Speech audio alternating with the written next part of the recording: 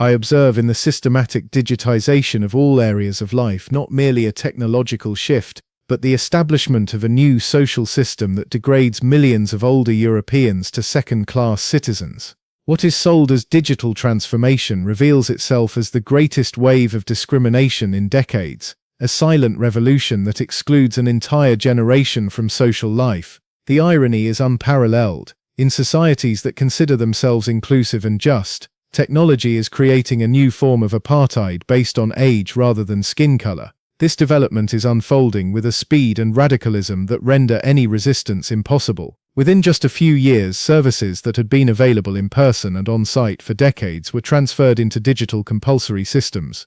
Those who cannot or do not wish to keep up are systematically excluded, not through open discrimination but through the seemingly neutral power of technology. The COVID pandemic dramatically accelerated this transformation and legitimized exclusion mechanisms that would previously have been unthinkable. QR codes determined participation in social life, digital vaccination certificates governed freedom of movement, and online appointment bookings controlled access to healthcare. What began as a temporary emergency measure is becoming a permanent control infrastructure.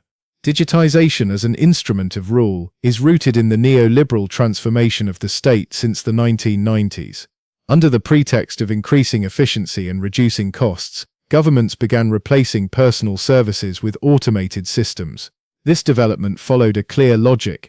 Digital systems are cheaper than human labour and simultaneously enable comprehensive surveillance and control. The decisive turning point was the introduction of e-government systems in the 2000s. What was initially offered as an additional option gradually mutated into an unavoidable obligation. Offices reduced opening hours, dismantled service counters, and referred citizens to online services. This process was not neutral but systematically directed against those who could not or would not adopt technological innovations. In parallel, the transformation of the banking sector took place. Branches disappeared from town centres and villages. Cash machines were reduced and cash was systematically stigmatized. Banks justified these measures with cost efficiency, but in effect created a system that excludes older customers. Those without online banking skills become unwelcome relics of a bygone era. The digitization of healthcare completed the exclusion mechanisms. Appointments shifted to apps, medical findings are delivered only digitally, and video consultations replace personal consultations.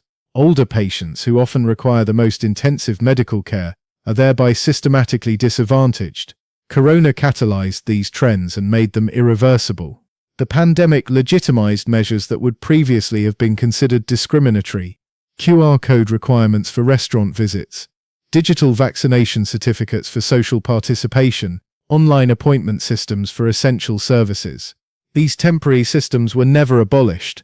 Particularly perfidious is the rhetoric of digital inclusion. Politicians speak of leaving no one behind while simultaneously creating systems that systematically exclude millions.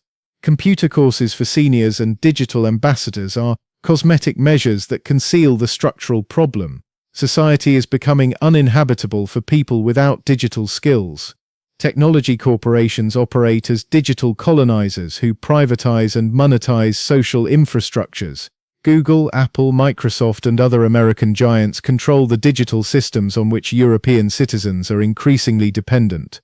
This dependency is not accidental, but strategically created. Whoever controls the digital platforms controls access to society. The strategy of tech corporations is based on creating digital monopolies through network effects and lock-in mechanisms. Once established, these systems can be altered at will without users having alternatives. Older people who have painstakingly adapted to a system are particularly helpless when interfaces change or new requirements arise. At the same time, technology companies use age discrimination as a business model. Older users are less valuable for advertising-based revenue models and are therefore systematically neglected. User interfaces are optimized for young, tech-savvy target groups while the needs of older people are ignored. State institutions act as bureaucratic modernizers who view digitization as a solution to budgetary problems without considering the social costs. The motivation is primarily fiscal. Digital services are cheaper than personal assistance. That these efficiency gains are achieved at the expense of social inclusion is accepted as an unavoidable side effect. Especially cynical is the state rhetoric of closeness to citizens through digitisation. E-government is marketed as a service improvement, although it in fact means service reduction. Online services are available 24/7, but only for those who possess the relevant skills and technology. For everyone else, digitisation means the loss of public services. The COVID pandemic gave state actors the legitimacy for measures that would previously have been considered authoritarian.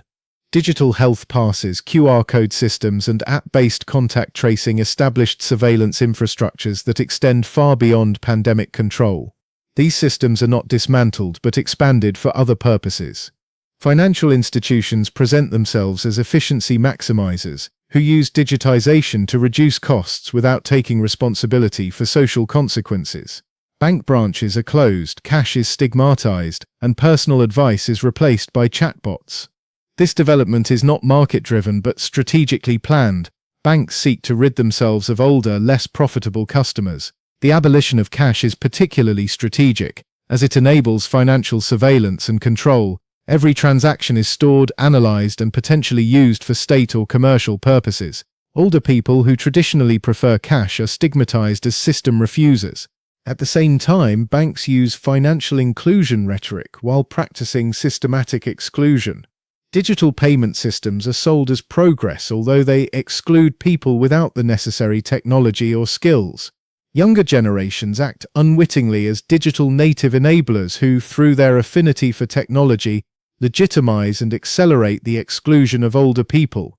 For digital natives, smartphone use is self-evident, which is why they do not understand the barriers faced by older people or consider them surmountable. This generational divide is reinforced by differing experiences of socialization. Younger people cannot imagine a world without smartphones and the internet, while older people perceive these technologies as alien intrusions.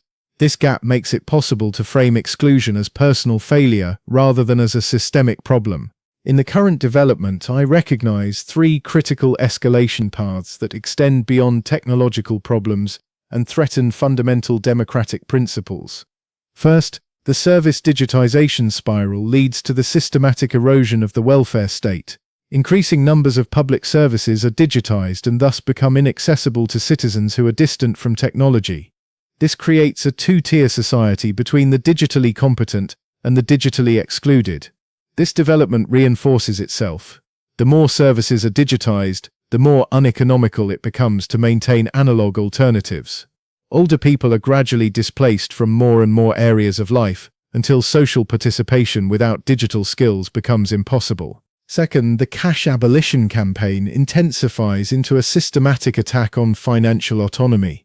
Digital payment systems enable total surveillance and control of all transactions. Those without access to digital means of payment can no longer participate in economic life. This control goes far beyond surveillance. Digital currencies make it possible to prohibit certain purchases, freeze accounts, or attach expiry dates to money. China is already demonstrating with its digital yuan how digital currencies can be used for behavioral control. Third, the generational digital divide is developing into a permanent caste system. Older people become an inferior caste dependent on the assistance of younger family members. This dependency fundamentally undermines their dignity and autonomy. I project three likely development paths from the current digitization crisis. In the first scenario, continued digitization leads to total digital control. Cash is abolished, all public services are available exclusively in digital form, and social participation requires permanent smartphone use. Older people are effectively degraded to second-class citizens or become entirely dependent on family support. In the second scenario, political resistance enforces a digital two-tier solution. Analog services remain available for older people, but they are more expensive, more time-consuming, and stigmatized. This creates a parallel system for digital refusers that marks them as deficient. In the third scenario, generational change leads to a post-analog society. When the current generation of older people passes away, resistance to total digitization disappears as well. Future generations grow up in fully digitized systems and perceive surveillance and control as normal. The psychological effects of systematic digital exclusion extend far beyond practical inconveniences. Older people experience the loss of agency as a fundamental affront to their dignity. A lifetime of competence and experience is devalued by technological requirements. Particularly burdensome is the dependence on younger family members for basic everyday tasks. Grandparents who were once authority figures must ask their grandchildren for help with online banking or booking appointments. This reversal of roles is psychologically traumatic and destroys traditional family structures. The constant humiliation by technical systems not designed for their needs leads to a systematic erosion of self-esteem. Older people internalize the message that they are too old or too stupid for the modern world. This self-stigmatization reinforces social withdrawal and depression. The speed of technological change intensifies this problem exponentially. Older people who have painstakingly adapted to one system must constantly cope with new updates and changes. This permanent demand for adaptation is cognitively and emotionally overwhelming and leads to chronic stress. At the same time, these difficulties are individualized and framed as personal failure. Older people who do not master digital systems are stigmatized as backward or resistant to learning. This attribution of blame reinforces shame and social withdrawal. Digital exclusion also creates a new form of social isolation. Older people lose not only access to services but also to social networks that are increasingly digitized. Family communication shifts into WhatsApp groups. Community life organizes itself via Facebook. Those who cannot participate digitally are systematically isolated. What I recognize in enforced digitization is not merely a technological revolution, but the systematic dehumanization of social relations. A society that excludes its oldest members through technology loses its humanity and its cultural continuity. Digitization thereby creates a perfidious form of discrimination that disguises itself as neutral and objective. No one explicitly forbids older people from participating in social life.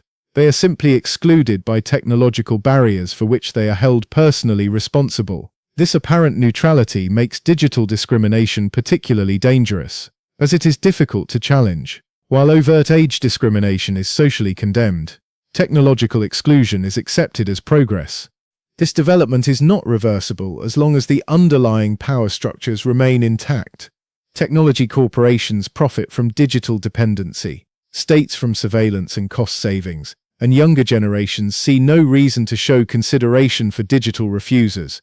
The coming decade will show whether democratic societies possess the strength to subordinate technological development to human needs, or whether they will sacrifice their oldest and most vulnerable members to technocratic efficiency. A society that disempowers an entire generation through technology irreversibly destroys the foundations of its own civilization. Digital apartheid is a crime against humanity, even if it is committed in the name of progress.